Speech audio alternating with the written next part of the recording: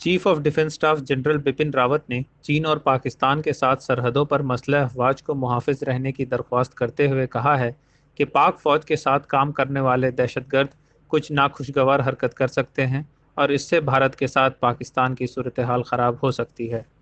मंगल के रोज़ एएनआई से बातचीत करते हुए चीफ ऑफ डिफेंस स्टाफ ने यह भी बताया कि दोनों सरहदों पर महतात रहने की ज़रूरत है, लेकिन अभी इस वक्त दफाई दस्तों के लिए बुनियादी महाज शुमाली सरहद है, जहां हिंदुस्तान और चीन पिछले एक साल से फौजी तातिल में मलूस हैं।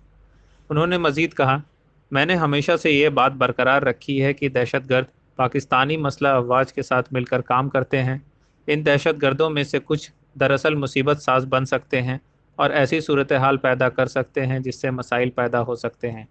लिहाजा हमें अपने मगरबी महाजों पर भी पूरी तरह तैयार रहना होगा। जनरल रावत से जब ये पूछा गया कि चीन और पाकिस्तान के माबैन हिंदुस्तान की दफाई अफवाज का असल मुखालिफ कौन है, तो जनरल रावत ने कहा कि हमें दोनों महाजों के लिए तैयार रहना चाहिए, लेकिन अभी के वक्त हमारा बुनियादी महाज शुमाली महाज ही है।